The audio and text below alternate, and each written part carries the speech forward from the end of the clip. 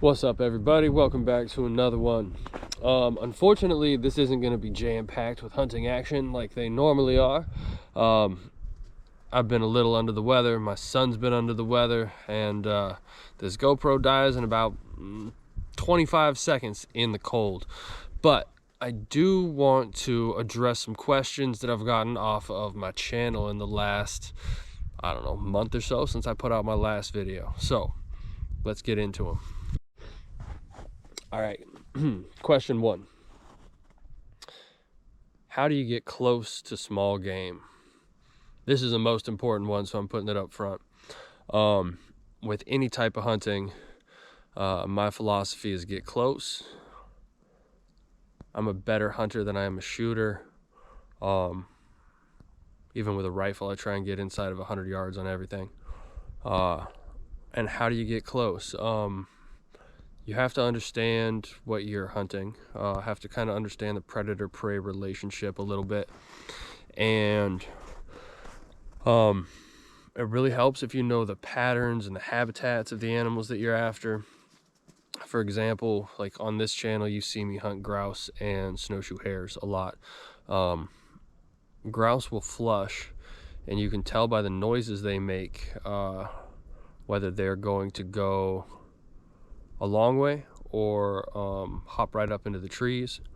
You can tell once they're in the trees, you can tell by the noises they make if they're calm and hiding out, or if they're feeling finicky and cagey and are going to jump and take off on you. They make a noise that sounds kind of like,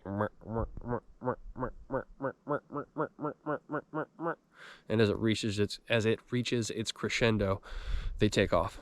So when you start hearing that noise, you kind of freeze. Rabbits really only have two modes, and that is sit still and hide, or 1,000 miles an hour. So if you can spot a rabbit in the willows or in a thicket of spruce or bushes or whatever, right, they will generally stay there unless you stare at them. They don't like being looked at. No prey likes being looked at. So you kind of side eye them, use your peripheral vision, right? Like I can see the camera very clearly right now, but it doesn't look like I'm looking at you. I don't walk directly at prey animals. I'll kind of make a lazy J pattern, over 10, 12 yards, and try and close the distance that way.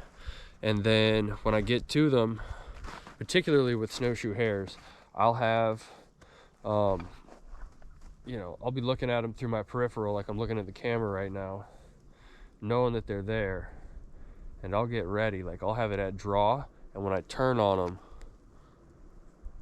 there's no, as soon as my eyes lock on them, I'm ready to release. So that's pretty important for getting close to rabbits, even with a 22 or a shotgun, really. If you're just marching straight at game, it's going to run from you. They're used to being hunted, so you got to pretend that you're not a predator and use that to close the distance. I tell people to pretend like they're a cow or a moose and just kind of walk around, graze, making more noise than you think you should. They know you're there already, right? So no sense in trying to hide and be sneaky. Everything else that eats them is trying to hide and be sneaky. Just pretend that you're a moose and kind of casually waddle your way up to them in a zigzag, and you're more likely to get close that way. And then make it count, hit what you shoot at. That comes from practice. Next question. This is a question I get over and over and over and over and over. I can mention it 5 times in a video and it'll still show up 10 times in the comments. What's your setup? What are you shooting? These ones, I have a medley of slingshots. I make them all. I haven't bought a slingshot in quite some time. The bands are all pretty consistent though. Everything is a 1-inch to a 3/4 inch taper, or a 25-20 if you want to get into the millimeter game. I shoot 7/16 steel just because I've got a bunch of it. I got it at a cheap rate and I bought, I don't know, 30 pounds of it. And then In the summertime, fall time, I'm shooting 0.65 or 0.66 in various brands of latex. And in the wintertime, I'm shooting 0.73 to 0.76 of various cold weather latexes, right? So that I shoot a little bit thicker latex in the winter, just to make up for the amount of zip that you lose when you use bands in the cold. Latex doesn't retract anywhere near as fast when it's cold. And you know, yesterday I got 2 grouse and it was like 12 degrees below 0 Fahrenheit outside. So you got to aim high and you got to use heavier elastic than you would otherwise. But that's my setup pretty much all the time. Everything that you've seen me shoot has been 0.65 to 0.76, and it's all 25 to 20 taper, shooting 7/16 steel. Okay, next question is, do I sell slingshots? Yeah, sometimes. I'll sell them to people around, or you know, we had a couple of friends come up on a spearfishing trip and they really got into it, and we, you know, I sold a couple of theirs. I occasionally throw them up on eBay. I'll throw a link below to my eBay page. But basically, like, I do this as a hobby. It's not like I'm not interested in making you a custom frame. There's plenty of big names on YouTube that'll do that for you, and I am not one of them. I don't want to make this a job. I really enjoy my time in the shop. It's therapeutic. I make videos including that time because I enjoy making videos as well. But yeah, I have no desire to begin a slingshot manufacturing business. It's really an experiment for me. It's an opportunity to play with new designs, new shapes, and I don't know, keep my hands busy as well. Next, tell us about your dog. Oh man, my dog is awesome. He is a Newfoundland Border Collie mix. His name is Salty. Named after the Salty Dog Saloon, which is a bar down in Homer. He is 5 years old, or will be 5 years old, January 1st. He's just getting better and better. Man, I don't know, he's pretty near 100 pounds. He's a big dog, heavily furred dog. That's the Newfie in him. You can see, if you run back through my videos, you can see that his coat changes considerably between summer and winter. Right now, he's almost entirely jet black with a white cross piece here. In the summertime, he gets kind of a golden silvery, or a golden brown mane back behind him. It's pretty neat. I get a few questions about training, and really that's just a lot of time, especially when he was a puppy. I worked for a nonprofit organization. I was executive director the first couple of years that I had Salty, and it was an outdoor education program, and it gave me the opportunity to spend pretty much every waking moment with this dog. Obviously, it's before I had a kid, all that. So I spent a ton of time. We just hunted and fished and trapped and spent all day in the woods, working on hand signals, working on whistle response, working on all that stuff.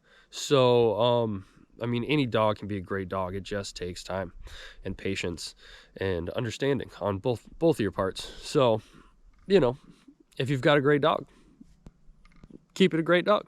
If you've got a dog that's a bit of a knucklehead, spend some time, make it a great dog. Okay, last one. I mean, obviously there's a giant list, but the one that I get asked, probably the second most frequent after my setup, is how do I train? I shoot a slingshot. It doesn't require a whole bunch of training. Man, I don't know. I target practice a lot. I just shoot it a lot. And you'll see, like, if you go through my videos, I shoot a different frame in each one. They've all got a 4-inch wide gap. Whether it's, you know, TTF, right? This one goes through the fork. That's 4 inches from outside edge to outside edge. Or over the top, which this super slick little recurve is. But that's 4 inches from edge to edge there to, you know, this one, which is fancy, but that one's 4 inches outside edge to outside edge. And I just shoot a lot. I've got 3 catch boxes back here in my little shooting range. I've got it marked out from like 10, 15, 20, and then I've got a way long one back at 50. Just, I enjoy the occasional Hail Mary shot. I practice what I do in the field, right? I take shots from my knees, I take shots sitting down, I take shots, you know, all kinds of extreme angles. Oh, Salty, calm down. I take shots at all kinds of extreme angles. I take shots at threading the needle. I really enjoy those, so I practice them a lot. And that's most of the shooting you get with grouse and rabbits, because they like to hide. So I shoot a lot. You know when to quit. If you're having a hard time hitting what you're shooting, chances are it's not your equipment. Chances are it's you and your form. So yeah, you just take a break and come back to it later.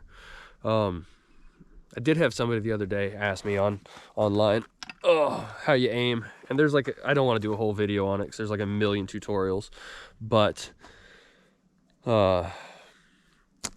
know, like Fowler, Caddyshack, I had all those guys. Joffy, I forget, I don't even know how to say his name, but the English fella who shoots a whole bunch of pheasants, he's got a real good one on how to aim. But basically, right, when you're like this, you hit your anchor. I aim off the top of that band. If you look at this particular slingshot, it's got a little white piece of epoxy in the corner there. I'll aim off the tip of that. Or when I pull, this band will go tight, and I aim off the top, either the top of the band or the fork. It depends on the slingshot, but ideally I like to have the top of the band and the fork line up perfectly at full draw.